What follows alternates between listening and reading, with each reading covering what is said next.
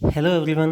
आज के इस वीडियो लेक्चर में हम paper first analysis and Laplace transform की यूनिट नंबर 3 को हम कंटिन्यू करेंगे, जिसमें आज का हमारा टॉपिक हार्मोनिक फंक्शन अर्थात प्रसववादी फलन रहेगा। तो सबसे पहले हम हार्मोनिक फंक्शन के डेफिनेशन को समझते हैं। A function u x comma y अर्थात एक फलन है u जो दो चरों x तथा y का फलन है।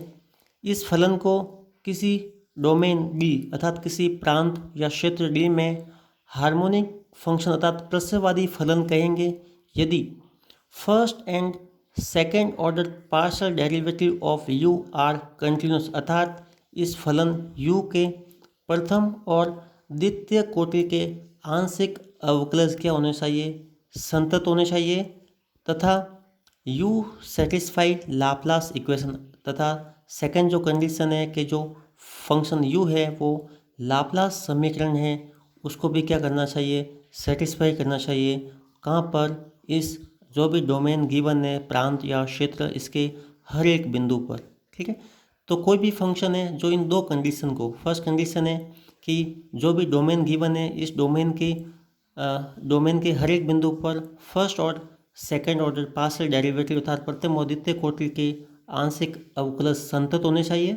और सेकंड कंडीशन है कि इस डोमेन के हर एक बिंदु पर जो लाप्लास इक्वेशन है इसको भी क्या करना चाहिए, सेटिस्फाई करना चाहिए। तो ऐसा फंक्शन जो यू होगा उसको हम क्या बोलेंगे, हार्मोनिक फंक्शन अर्थात प्रसववादी फलन कहेंगे। अब हमारे पास एक क्वेश्चन है और हमें क्या करना है, हमें प्रूव करना है कि जो फंक्शन गिवन है यू दो चरों एक्स और वाई का ये हार्मोनिक है। ठीक है, तो हम क्या करेंगे, हमारे पास सेम दो कंडीशन है कि हम सबसे पहले इस फंक्शन u का फर्स्ट और second order partial derivative find करेंगे। अब पार्शियल वर्ड हमने यूज़ क्यों किया, बिकॉज हम जानते हैं कि यदि किसी भी फलन में एक से अधिक स्वतंत्र चर हैं तो जब हम अवकलन करेंगे तो एट ए टाइम तो हम एक के सापेक्ष ही अवकलन कर सकते हैं। तो जैसे हम मान लो हम del u upon del x इस फंक्शन u का हम यदि x के सापेक्ष अवकलन करना चाह रहे हैं तो क्या होगा, इस स्थिति में y को हम अचर की तरह मानेंगे। तो इसलिए हमने क्या कर दिया, पार्शियल जो साइन है वो यहाँ लगा दिया। तो इसका मतलब है अब जब हम u का x के सापेक्ष आंशिक अवकलन करेंगे तो इस स्थिति में जो अनदर वेरिएबल y है वो अचर की तरह रहेगा। तो del u upon del x की वैल्यू कितनी आ जाएगी, यहाँ से एक्स क्यूब का 3x स्क्वायर आ जाएगा। क्योंकि हम x के सापेक्ष कर रहे हैं तो इसका मतलब y है वो अचर रहेगा, तो यहाँ x है तो 1 हो जाएगा, तो कांस्टेंट साथ रहेगा तो -3y स्क्वायर हो जाएगा। इस तरह यहाँ del u upon del y की वैल्यू यदि फाइंड करेंगे तो y के सापेक्ष करें तो x क्या रहेगा, अचर रहेगा, तो ये 0 हो गया। y के सापेक्ष करें तो ये तो कांस्टेंट है -3x और इसका हो जाएगा 2y, तो -3x इंटू 2y कितना हो जाएगा, -6xy हो जाएगा। तो ये तो हो गया इसके फर्स्ट ऑर्डर पार्शियल डेरिवेटिव। अब हम क्या करेंगे, इसके second order partial derivative find करेंगे। तो सेकेंड ऑर्डर में क्या होगा, इसका अगेन वापस पार्शियल डेरिवेटिव फाइंड करेंगे। तो इस x का पार्शियल डेरिवेटिव क्या हो जाएगा, वापस करेंगे तो यहाँ del u upon del x का वापस करेंगे, डेल अपॉन डेल एक्स, तो क्या होगा ये del two u upon del x square हो जाएगा। क्योंकि हम वापस x के सापेक्ष किया तो इसका मतलब y तो अचर रहेगा, तो इसका 3y स्क्वायर का इसका 0 हो जाएगा क्योंकि ये अचर है। तो 3x स्क्वायर कितना हो जाएगा, x स्क्वायर का 2x हो जाएगा, तो ये कितना हो जाएगा 3 इंटू 2x, ये 6x हो जाएगा। और इसका कितना हो जाएगा, क्योंकि हम इस पूरे टर्म का वापस y के सापेक्ष करें तो ये हो जाएगा del two u upon del y square, और y के सापेक्ष करें तो क्या होगा 6x कॉन्स्टेंट रहेगा -6x, तो इसका 1 हो जाएगा, तो ये कॉन्स्टेंट सेम, तो -6x आ जाएगा। अब हमें क्या देखना है कि ये जो फर्स्ट ऑर्डर और सेकंड ऑर्डर जो पार्शियल डेरिवेटिव है वो कंटिन्यूस है या नहीं। तो कंटिन्यूस के लिए हम क्या करेंगे, आप कोई भी x और y की वैल्यू रख सकते हो। तो हमें क्या मिलेगा, del u upon del x, del u upon del y, और इसकी जो वैल्यू मिलेगी ना वो मिलेगी मतलब फाइनाइट वैल्यू मिलेगी। इसका मतलब x और y की हर एक बिंदु के लिए आपको इन सारे डेरिवेटिव की वैल्यू मिलेगी। तो इसका मतलब ये क्या हो गया, कंटिन्यूस हो गया। सेकंड कंडीशन है कि जो भी डोमेन ले रहे हो उसके हर एक बिंदु पर लाप्लास इक्वेशन को सेटिस्फाई करे। तो लाप्लास इक्वेशन का सिंपल मतलब है कि del two u upon del x square plus del two u upon del y square की वैल्यू निकालो, और यदि ये 0 के इक्वल आ जाए तो इस स्थिति में क्या होगा, जो यू है ना वो क्या होगा, लाप्लास इक्वेशन को सेटिस्फाई करेगा।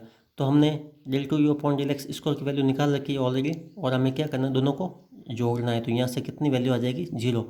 तो इसका मतलब यू है इसके फर्स्ट और second order partial derivative continuous भी है, साथ में लाप्लास इक्वेशन को सेटिस्फाई करा, तो ये क्या हो गया, ये हो गया हार्मोनिक फंक्शन हो गया। ठीक है, अब सेकंड एक हमारे पास थ्योरम है, आप उसको रिजल्ट के तौर पर ध्यान रख सकते हो। क्या हमारी थ्योरम है कि यदि हमें एक फंक्शन गिवन है एफ जेड और वो function u plus iota v है और वो फंक्शन कैसा गिवन है, एनालिटिक गिवन है, अर्थात विश्लेषिक फलन है किसी प्रांत डोमेन डी में, तो हमें क्या प्रूव करना है, हमें प्रूव करना है कि इस स्थिति में जो u और जो v होगा ना वो हमेशा हार्मोनिक फंक्शन होगा उसी डोमेन डी में। मतलब फंक्शन यदि एनालिटिक है किसी डोमेन डी में तो उसी डोमेन में u और v क्या होंगे, वो हमेशा हार्मोनिक होंगे। ठीक है, ये हमें प्रूव करना है। तो कैसे प्रूव करेंगे, हमें क्या गिवन है कि एफ जेड है वो एनालिटिक फंक्शन है। अब फंक्शन एनालिटिक है अर्थात विश्लेषिक है, तो हम जानते हैं कि कोई भी फलन यदि विश्लेषिक है ना तो उसकी आवश्यक शर्त अर्थात नेसेसरी कंडीशन क्या है, तो नेसेसरी कंडीशन है कि वो फलन यदि विश्लेषिक है ना तो वो हमेशा कोची रीमान इक्वेशन को सेटिस्फाई करेगा। और कोची रीमान इक्वेशन क्या होती है इस फंक्शन के लिए, del u upon del x की value del v upon del y के इक्वल आएगी, और del u upon del y की वैल्यू निकालूंगा तो हमेशा minus del v upon del x equal आएगी। तो जो कंडीशन गिवन है इसकी कंडीशन के बेस पर लिखा कि फंक्शन एनालिटिक है तो फिक्स है कि वो हमेशा कोची रीमान इक्वेशन को सेटिस्फाई करेगा।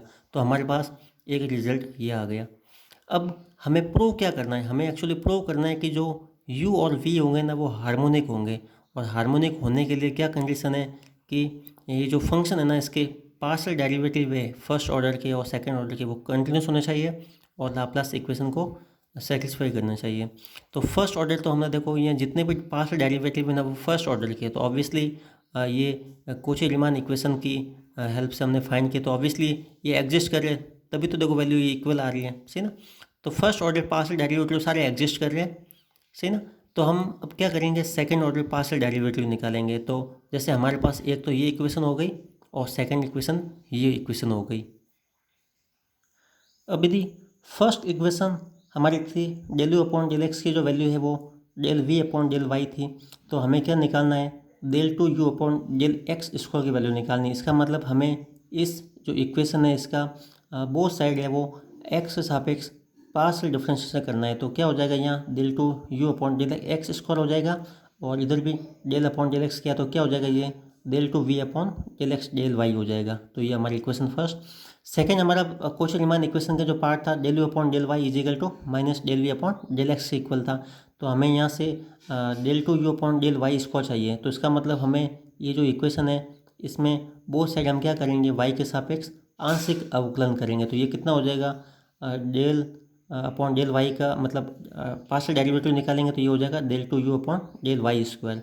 तो इधर भी डेल अपॉन डेल वाई से ऑपरेट करेंगे तो minus del two v upon del y del x हो जाएगा। ठीक है, अब हमें क्या करना है, इन दोनों को हमें ऐड करना है। तो हमने क्या किया, del two u upon del x square plus del two u upon del y square की वैल्यू निकाल दी। तो हमारे पास ये टर्म को भी हमने ऐड कर दिया। अब हमारे पास एक कंडीशन है कि यदि फर्स्ट ऑर्डर के पार्शियल डेरिवेटिव यदि कंटिन्यूस है ना तो वो हमेशा ये जो कम्यूटेटिव लॉ है ना उसको भी फॉलो करेगा। तो हमने first order partial derivative find कर दिए, हम जानते हैं कोशी रीमान इक्वेशन से आपको मिल रहे थे। तो इसका मतलब फर्स्ट ऑर्डर पार्शियल डेरिवेटिव वो क्या है, कंटिन्यूस है। तो ऑब्वियसली वो हमेशा जो कम्यूटेटिव जो प्रॉपर्टी है सेकंड ऑर्डर के लिए वो हमेशा होल्ड होगी। तो इस स्थिति में दोनों की वैल्यू सेम हो जाएगी इस इक्वेशन से। तो यहाँ से ये वैल्यू क्या हो जाएगी, जीरो हो जाएगी। इसका मतलब u के लिए क्या हो रही है, लाप्लास इक्वेशन सेटिस्फाई हो रही है। तो इसका मतलब u तो क्या हो गया, हार्मोनिक। अब इसी तरह आपको v को हार्मोनिक प्रूव करना है तो इसका मतलब हमें del two v upon del x square plus del two v upon del y square की वैल्यू निकालनी होगी। तो जैसे हमारे पास ये इक्वेशन है, हमें इस इक्वेशन को क्या करना होगा, हमें बोथ साइड y के सापेक्ष आंशिक अवकलज करना होगा। क्योंकि y के सापेक्ष हम पार्शियल डेरिवेटिव फाइंड करेंगे ना तो हमें यहाँ से del two v upon del y square की वैल्यू मिलेगी, ये वैल्यू सी ना। और इधर क्या टर्म हो जाएगा, del two u upon del y del x हो जाएगा। इसी तरह यदि हमें ये टर्म निकालना del two v upon del x square, तो इसका मतलब हमें जो ये इक्वेशन है ना अब की बार हमें इसको एक्स सापेक्ष आंशिक अवकलज करना होगा। तो ये हो जाएगा minus del two v upon del x square और ये हो जाएगा del two u upon del x del y. फिर आप क्या करोगे, क्योंकि यहाँ माइनस साइन है तो हमारे पास यहाँ del two v upon del y square आया था और यहाँ del two v upon del x square, हमें दोनों को ऐड करना है तो हम इसमें से ये घटाएंगे तो माइनस माइनस प्लस हो जाएगा। ठीक है, तो हमारे पास यहाँ हो जाएगा del two u upon del y del x और ये हो जाएगा del two u del x del y. तो फिर दोनों को ऐड करेंगे तो यहाँ भी वो कम्यूटेटिव जो प्रॉपर्टी है ना, क्योंकि इसमें से ये घटाएंगे ना तो कम्यूटेटिव प्रॉपर्टी के according to first order partial derivative continuous है तो वो अप्लाई हो जाएगा लॉ, और दोनों को ऐड करेंगे तो उसकी वैल्यू 0 हो जाएगी। इसका मतलब इस स्थिति में भी लाप्लास इक्वेशन वेरीफाई हो रही है, तो क्या हो गया, यू और वी दोनों लाप्लास इक्वेशन को सेटिस्फाई करें, इसका मतलब दोनों ही हार्मोनिक फंक्शन हो गए। तो एक रिजल्ट क्या हो गया हमारे पास कि यदि हमें एफ जेड एक फंक्शन गिवन है जो एनालिटिक फंक्शन गिवन है तो हमेशा उस स्थिति में यू और वी क्या होंगे, हार्मोनिक फंक्शन होंगे। उसके बाद जो सेकंड टॉपिक है वो है कॉन्जुगेट फंक्शन अर्थात संयुग्मी फलन, जिसको हम कॉन्जुगेट हार्मोनिक फंक्शन अर्थात प्रंसवादी संयुग्मी फंक्शन भी कह सकते हैं। तो इसकी क्या डेफिनेशन है, मान लो हमें एक फंक्शन गिवन है f z u plus iota v और वो फंक्शन कैसा गिवन है, एनालिटिक फंक्शन अर्थात विश्लेषिक फलन है। साथ में कंडीशन गिवन है कि इफ़ यू और वी है ना सेटिस्फाई लाप्लास इक्वेशन, और इस एनालिटिक फंक्शन के साथ साथ ये लाप्लास इक्वेशन मतलब यू और वी लाप्लास इक्वेशन को भी सेटिस्फाई करें तो इस स्थिति में यू और वी क्या होंगे, इसको हम कॉन्जुगेट हार्मोनिक फंक्शन कहेंगे या सिंपली आप इसको कॉन्जुगेट फंक्शन अर्थात संयुग्मी फलन कह सकते हो। तो एक डेफिनेशन तो ये हो गई कि आपको जो भी फंक्शन गिवन है वो कैसा गिवन है, एनालिटिक फंक्शन है, और साथ ही साथ उसमें यू और वी दोनों है ना लाप्लास इक्वेशन सेटिस्फाई कर रहे हैं, तो इस स्थिति में यू है वो यू और वी दोनों क्या होंगे, कॉन्जुगेट हार्मोनिक होंगे, मतलब यू का हार्मोनिक कॉन्जुगेट वी होगा और वी का हार्मोनिक कॉन्जुगेट यू होगा। ठीक है, सेकंड अब जो डेफिनेशन है वो आप ये भी लिख सकते हो कि यदि एफ जेड आपको फंक्शन गिवन है वो कैसा गिवन है, जस्ट एनालिटिक गिवन है, सही ना। तो इस स्थिति में ये जो v होगा ना, जो आयोटा के साथ जो टर्म है v, इस फंक्शन v को हम क्या करेंगे, इस फंक्शन u का हम कॉन्जुगेट फंक्शन कहेंगे, अर्थात यदि F z u plus iota v के टर्म्स में तो जो v होगा ना v फंक्शन, उसको हम इस फंक्शन u का हार्मोनिक कॉन्जुगेट कहेंगे। ठीक है, तो आप दोनों ही डेफिनेशन में आप कोई भी डेफिनेशन लिख सकते हो, दोनों ही सेम सही है। अब एक इन्हीं डेफिनेशन के बेस पर रिजल्ट है, और वो रिजल्ट क्या है कि यदि आपको एक फंक्शन गिवन है एफ जेड जो यू प्लस आयोटा वी में, और यदि वो एनालिटिक फंक्शन है तो अभी हमने देखा था कि यदि यू प्लस आयोटा वी एक एनालिटिक फंक्शन है तो वी होगा ना वो क्या होगा, इस फंक्शन यू का हार्मोनिक कॉन्जुगेट होगा। यदि इस फंक्शन को मैं आयोटा से बोथ साइड यदि ऑपरेट करूँ तो ये क्या हो जाएगा, आयोटा एफ जेड, तो इधर हो जाएगा आयोटा यू और ये आयोटा स्क्वायर की वैल्यू -1 हो जाएगी तो ये -v हो जाएगा, तो आप इसको -v प्लस आयोटा यू लिख सकते हो।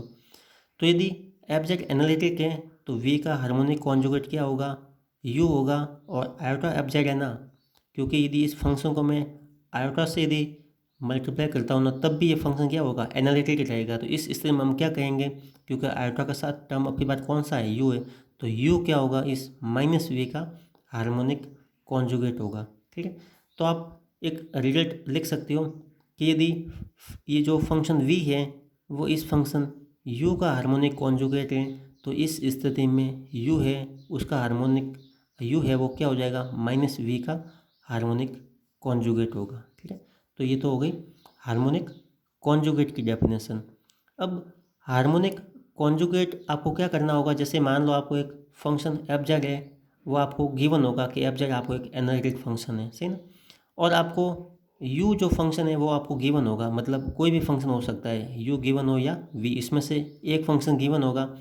जैसे मान लो ये फंक्शन गिवन है एफ जेड बराबर यू प्लस आयोटा वी, ठीक है, और कहा गया कि ये फंक्शन एनालिटिक है। अब क्या होगा क्वेश्चन में कि जैसे मान लो आपको u फंक्शन है ना वो गिवन है और आपको पूछेगा कि इस फंक्शन u का है ना वो हार्मोनिक कॉन्जुगेट है वो फाइंड करिए, तो हम जानते हैं कि u का हार्मोनिक कॉन्जुगेट क्या होगा, ये v होगा। तो एक्चुअली इनडायरेक्टली कहने का मतलब है कि हमें इस फंक्शन v की वैल्यू है ना वो फाइंड करनी होगी। तो इस टाइप का जो न्यूमेरिकल क्वेश्चन है वो अब सॉल्व करेंगे हम। तो हमारे पास एक क्वेश्चन या थ्योरम कह सकते हो, हम पहले प्रोसेस समझते हैं, इसके बाद हम इस पर न्यूमेरिकल क्वेश्चन करेंगे, सॉल्व करेंगे। हमें एक फंक्शन एफ जेड गिवन है और फंक्शन एफ जेड है वो एनालिटिक फंक्शन गिवन है और साथ में गिवन है कि वो यू और वी क्या है, दोनों कॉन्जुगेट फंक्शन है, कॉन्जुगेट हार्मोनिक फंक्शन है। और इसमें से एक फंक्शन है वो, जैसे आपके फर्स्ट फंक्शन है यू एक्स कोमा वाई, उसकी वैल्यू आपको गिवन है। तो हमें क्या फाइंड करना है, इस फंक्शन यू का जो हार्मोनिक कॉन्जुगेट है अर्थात वी की जो वैल्यू है हमें फाइंड करनी है। बिकॉज इसमें जो फंक्शन वी है, तो वी तो को हमने क्या लिखा था, वी एक्स कोमा वाई, अर्थात मतलब ये फंक्शन वी है वो दो चरो एक्स और वाई का फंक्शन है। तो यदि आप यहाँ टोटल डिफरेंशियल की डेफिनेशन आप अप्लाई करेंगे तो डेल वी डी वी को आप क्या लिख सकते हो, del v upon del x into d x plus del v upon del y into d y लिख सकते हो। क्योंकि हमें किसकी वैल्यू गिवन है, हमें इस function u x comma y की वैल्यू गिवन है। तो इस वी की वैल्यू को हम डायरेक्ट कैसे फाइंड कर सकते हैं, तो हम जानते हैं कि यदि हम इस del v upon del x की वैल्यू है ना, इसको और इसको है ना यू के टर्म्स में यदि हम लिख लें तो हम जानते हैं कि यू की वैल्यू हमें गिवन है। तो ये वैल्यू हम कहाँ से लिखेंगे, तो हमें ये जो फंक्शन गिवन है वो कैसा गिवन है, एनालिटिक फंक्शन गिवन है अर्थात विश्लेषिक फलन गिवन है। तो यदि फंक्शन एफ जेड एनालिटिक है तो हम जानते हैं कि ये कोची रीमान इक्वेशन है, उसको सेटिस्फाई करेंगे। तो कोची रीमान इक्वेशन क्या होती है, del u upon del x की value del v upon del y की इक्वल और del u upon del y की value minus del v upon del x के इक्वल होती है। तो यहाँ से हम इस इक्वेशन में जो del v upon del x के टर्म है और del v upon del y के टर्म है, इसको हम क्या करेंगे, यू के टर्म्स में लिखेंगे। तो इसकी value del u upon del y की वैल्यू कितनी है, इसकी वैल्यू तो लिखेंगे हम del u upon del x लिखेंगे और del v upon del x की वैल्यू है वो यहाँ से लिखेंगे तो कितनी आ जाएगी, ये माइनस इधर आ जाएगा तो minus del u upon del y आ जाएगी। अब क्या करेंगे, बिकॉज अब हम यदि बोथ साइड इंटीग्रेशन करेंगे ना तो यहाँ से किसकी वैल्यू आ जाएगी, वी की वैल्यू आ जाएगी। क्योंकि ये फंक्शन यू आपको गिवन है तो आप del u upon del y की वैल्यू निकाल सकते हो, del u upon del x की वैल्यू निकाल सकते हो यू, क्योंकि हमें क्वेश्चन में गिवन होगा। तो जब आप इंटीग्रेट करेंगे ना तो हमें किसकी वैल्यू मिल जाएगी, हमें वी की वैल्यू मिल जाएगी। अर्थात ये जो फंक्शन यू है इसका हमें हार्मोनिक कॉन्जुगेट फंक्शन है वो मिल जाएगा। अब इसको हम एक क्वेश्चन से हम सॉल्व करते हैं। तो जैसे हमें एक फंक्शन गिवन है यू एक्स कोमा वाई, कितना गिवन है, 1/2 log x square plus y square, ये फंक्शन आपको गिवन है। क्या करना है आपको, हमें प्रूव करना है सबसे पहले कि ये फंक्शन है ना वो क्या है, हार्मोनिक फंक्शन है। और फिर क्या करना है, आपको इस फंक्शन का हार्मोनिक कॉन्जुगेट निकालना है। कॉन्जुगेट निकालना इसका मतलब यू हमें गिवन है तो हमें एक्चुअली वी की वैल्यू निकालनी होगी। तो सबसे पहले हम हार्मोनिक, क्योंकि इसमें हार्मोनिक प्रूव करना है तो हार्मोनिक प्रूव करने के लिए क्या करेंगे, हम फर्स्ट ऑर्डर और second order partial derivative find करेंगे और फिर देखेंगे कि क्या इसमें लाप्लास इक्वेशन है वो भी होल्ड लिखनी हो रही है। तो हम सबसे पहले हम del u upon del x की वैल्यू निकालते हैं। तो क्या करना है आपको, अब क्योंकि हम पार्शियल डेरिवेटिव फाइंड करें तो इसका मतलब इस स्थिति में जब आप एक्स सापेक्ष अवकलन करें तो इस स्थिति में जो अनदर वेरिएबल वाई रहेगा वो क्या रहेगा, कांस्टेंट अर्थात अचर की तरह रहेगा। तो 1/2 तो कांस्टेंट है, लॉग का जो डिफरेंशिएशन होता है ना वो क्या होता है 1/, जो भी टर्म है लॉग में, तो 1/x square plus y square. अभी तक तो किसका हुआ, लॉग का हुआ, बट हमें तो लॉग के अंदर टर्म है उसका भी करना है। तो इस टर्म का एक्स के सापेक्ष डिफरेंशिएशन कितना हो जाएगा, क्योंकि हम पार्शियल डिफरेंशियल कर रहे हैं तो इसका मतलब y तो कांस्टेंट है तो ये तो 0 हो जाएगा, बट इस x का कितना हो जाएगा 2x हो जाएगा। तो ये 2 से 2 कैंसिल हो जाएगा तो हमारे पास वैल्यू आ जाएगी x upon x square plus y square. इसी तरह यदि आप सेकेंड ऑर्डर डेरिवेटिव फाइंड करूँगा इसी u का तो क्या हो जाएगा, del two u upon del x square हो जाएगा। और यहाँ आप u अपॉन वी है वो फॉर्मूला अप्लाई कर रहे हो तो हर एज इट इज़, फिर इसका अंश का अवकलन, क्योंकि हम x से सापेक्ष कर रहे हो तो x की वैल्यू इसका x सापेक्ष कितना हो जाएगा 1 हो जाएगा, फिर माइनस अंश एज इट इज़ और इस हर का डिफ्रेंसिएशन। तो किसके सापेक्ष कर रहे हैं, x सापेक्ष कर रहे हैं तो इसका कितना हो जाएगा 2x हो जाएगा अपॉन हर का वर्ग हो जाएगा। तो यहाँ से ये वैल्यू ये आ गई। इसी तरह यदि आप इस u का y के सापेक्ष आंशिक अवकलन करेंगे तो सेम का सेम कंडीशन है, y के सापेक्ष करें तो x क्या रहेगा, अचर रहेगा। तो 1/2 लॉग का 1 जो भी लॉग में टर्म है x square plus y square, फिर इस वापस टर्म का क्या हो जाएगा y के सापेक्ष, तो x अचर रहेगा तो y का 2y हो जाएगा, ये आ गई। इसी तरह यदि आप इसका सेकेंड ऑर्डर डेरिवेटिव फाइंड करोगे तो वापस u अपॉन वी का रूल लगाएंगे, हर एज इट इज़ अंश का अवकलन, अंश y है तो y के सापेक्ष 1 हो जाएगा, माइनस अंश मतलब वाई आपके पास एज इट इज और हर का डिफ्रेंशिएशन। तो वाई के सापेक्ष करें तो एक्स कॉन्स्टेंट 0 हो जाएगा, 2y हो जाएगा और इसकी वैल्यू क्या आ गई, ये आ गई। अब हमें क्या करना है, हमें देखना है कि क्या इसके पार्शियल डेरिवेटिव है ना वो कंटिन्यूस है। तो ऑब्वियसली ये जो कोई भी आप डोमेन लेंगे ना तो इसके हर एक बिंदु पर कंटिन्यूस है। अब आप कहोगे कि यदि नीचे वैल्यू है ना एक्स और वाई की वैल्यू 0 0 रखोगे तो क्या ये कंटिन्यूस कैसे होगा।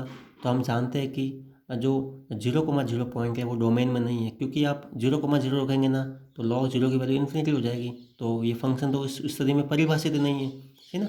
तो इसका मतलब 0,0 के अलावा आप कोई भी पॉइंट रखेंगे तो हर एक पॉइंट के लिए आपको इनकी वैल्यू मिलेगी। इसका मतलब क्या हो गया, ये जो फर्स्ट ऑर्डर है del u upon del x del u upon del y वो भी एग्जिस्ट करेंगे, और सेकंड ऑर्डर डेरिवेटिव है del two u upon del x square और del two u upon del y square वो भी मतलब कंटिन्यूस है। ठीक है, तो फर्स्ट कंडीशन तो कंटिन्यूस हो गए। सेकंड कंडीशन है कि ये जो u के जो है फलन है वो लाप्लास इक्वेशन को सेटिस्फाई करना चाहिए। तो आप दोनों को यदि ऐड करोगे तो del two u upon del x square plus del two u upon del y square की वैल्यू कितनी आ जाएगी, इन दोनों को ऐड करोगे देखो y square minus x square और ऊपर x square plus y square दोनों ऐड ऊपर कितना बन जाएगा, 0 बन जाएगा, क्योंकि हर में तो दोनों टर्म सेम है। तो इसका मतलब लाप्लास इक्वेशन भी क्या हो रही है, वेरीफाई हो रही है। तो हम कह सकते हैं कि जो गिवन फंक्शन है वो क्या है, हार्मोनिक फंक्शन है। अब जब ये फंक्शन हार्मोनिक हो गया तो हमें क्या प्रूव करना है, हमें इसका जो कॉन्जुगेट फंक्शन है वो भी फाइंड करना है। तो देखो हमें क्या गिवन है, आपके पास u गिवन है और हमें क्या फाइंड करना है, इसका कॉन्जुगेट हार्मोनिक फंक्शन मतलब v की वैल्यू निकालनी है। तो v की वैल्यू हम कैसे निकालेंगे, इस मेथड से हम डी वी इजिकल टू ये लिखेंगे, क्योंकि v की वैल्यू नहीं गिवन है तो हमें किसकी वैल्यू गिवन है, u की वैल्यू गिवन है। तो हम क्या करेंगे, हम ये जो है कोशी रीमान इक्वेशन की हेल्प से del v upon del x और del v upon del y की जगह हम इसको u के टर्म्स में लिख लेंगे। और क्योंकि अब हम इस टर्म की वैल्यू तो हमें ऑलरेडी फाइंड कर रखी है, क्योंकि del u upon del y की वैल्यू आपको कितनी गिवन है, ये गिवन है, और del u upon del x की वैल्यू भी आपने कैलकुलेट कर लिए। तो हम डायरेक्ट जो वैल्यू हम ये रखेंगे ना, फिर हम क्या करेंगे, जस्ट इसका इंटीग्रेशन समाकलन करेंगे तो हमें किसकी वैल्यू मिल जाएगी, v की वैल्यू मिल जाएगी। ठीक है, तो हमने हार्मोनिक प्रूव कर दिया। और सेकंड जो हमारा स्टेप है कि हमें फाइंड करना है कि इसका जो कॉन्जुगेट फंक्शन है वो क्या होगा। तो मैंने जस्ट आपको बता दिया कि u का जो हार्मोनिक कॉन्जुगेट है उसको हम v से डिनोट करेंगे और डेल v की वैल्यू ये होती है। जस्ट हमने इसको फर्स्ट ऑर्डर डेरिवेटिव को हमने कोशी रीमान इक्वेशन की हेल्प से हमने u के टर्म्स में रिप्लेस कर दिया है, और del u upon del x और del u upon del y की वैल्यू हमने फाइंड कर रखी है, वो डायरेक्ट वो यहाँ रख दिया हमने, क्योंकि हर में सेम टर्म है तो आप एलसीएम लेंगे तो x square plus y square और ऊपर कितना आ जाएगा, ये मैंने पॉजिटिव टर्म को पता लिख लिया तो यहाँ एक्स डी वाई और यहाँ माइनस वाई डी एक्स आ जाएगा। अब हम जानते हैं कि ये एक जो है वो एक्चुअली एक किसी फिक्स जो फंक्शन है इसका एक डेरिवेटिव है। तो हमने क्या किया, पहले मैंने इस टर्म में से है ना एक्स स्क्वायर को है ना कॉमन ले लिया यहाँ से नीचे। तो यदि आप एक्स स्क्वायर को कॉमन लेंगे ना तो बचेगा कितना, यहाँ 1 बचेगा प्लस वाई अपॉन एक्स का होल स्क्वायर बन जाएगा यहाँ। अब देखो ये एक्चुअली क्या है, ये किसका फॉर्मूला है, देखो हर इंटू अंश का अवकलन माइनस अंश इंटू हर का अवकलन बटा हर का वर्ग। तो आपको पता लग गया कि ये एक्चुअली है ना डेरिवेटिव है किसका, वाई अपॉन एक्स का। और 1/1 प्लस वाई अपॉन एक्स का होल स्क्वायर ये किसका है। तो हम जानते हैं कि यदि टेन इनवर्स का यदि हम डिफ्रेंशिएट करें तो क्या आएगा, जैसे टेन इनवर्स एक्स का करते हैं तो आता है 1/1 प्लस एक्स स्क्वायर आता है, ठीक ना। बट जब एक्स यहाँ होता है ना यहाँ, तो आप इस वापस डिफरेंशिएट करते हैं ना एक्स का, तो एक्स के यहाँ पर डिफरेंस 1 हो जाता है। बट यहाँ आपके पास टर्म क्या है, वाई अपॉन एक्स, तो इसका वापस डेरिवेटिव होगा, तो ये डेरिवेटिव है। इसका सिंपल मतलब है कि ये पूरी टर्म है वो किसका डिफ्रेंशिएशन है, tan inverse y upon x का डिफ्रेंशिएशन है। तो जब आप इस टर्म को क्योंकि हम जानते हैं कि ये इस tan inverse y upon x का परफेक्ट डिफरेंशियल है, तो इसको आप ऐसे लिख सकते हो। अब जब इंटीग्रेट करेंगे तो हम जानते हैं कि इंटीग्रेशन और डिफरेंशिएशन एक दूसरे की इनवर्स प्रोसेस है, तो वो एक दूसरे को कैंसिल कर देंगे। तो यहाँ से v की वैल्यू मिल जाएगी। तो v की वैल्यू कितनी मिल जाएगी, यहाँ भी इंटीग्रेशन और डिफरेंशिएशन कैंसिल हो जाएगा तो हमें tan inverse y upon x मिल जाएगा। तो इसका मतलब जो फंक्शन u गिवन है इसका हार्मोनिक कॉन्जुगेट की वैल्यू हमें क्या मिली, tan inverse y upon x. इसी तरह का एक जो नेक्स्ट क्वेश्चन आपको गिवन है, एक फंक्शन गिवन है u x comma y e की पावर x कॉस वाई। तो सबसे पहले आपको क्या करना है, इस फंक्शन को सबसे पहले आपको हार्मोनिक प्रूव करना है और उसके बाद क्या करना है, इस फंक्शन का हार्मोनिक कॉन्जुगेट अर्थात संयुग्मी जो प्रश्नवादी फलन है वो भी आपको ज्ञात करना है। और साथ में सबसे लास्ट में आपको क्या करना है, जो एफ जेड फाइंड करना है, किसके टर्म्स में, जेड के टर्म्स में। तो हम जानते हैं कि एफ जेड क्या होगा, यू प्लस आयोटा वी, है ना। तो क्योंकि यू हमें गिवन है तो यू की हेल्प से आपको क्या करना है, आपको हार्मोनिक कॉन्जुगेट निकालना है। हार्मोनिक कॉन्जुगेट का मतलब है वी निकालना, और जब यू गिवन है वी भी मिल जाएगा तो दोनों को ऐड करेंगे ना, यू प्लस आयोटा वी, तो आपको क्या मिल जाएगा, एफ ऑफ जेड की वैल्यू मिल जाएगी। तो सबसे पहले क्वेश्चन में गिवन है कि जो आपको यू जो फंक्शन गिवन है इसको हार्मोनिक प्रूव करो। तो हार्मोनिक प्रूव करने के लिए क्या करेंगे, हम इसके फर्स्ट ऑर्डर और second order partial derivative find करेंगे। तो फर्स्ट ऑर्डर पार्शियल डेरिवेटिव क्या हो जाएंगे, del u upon del x और del u upon del Y.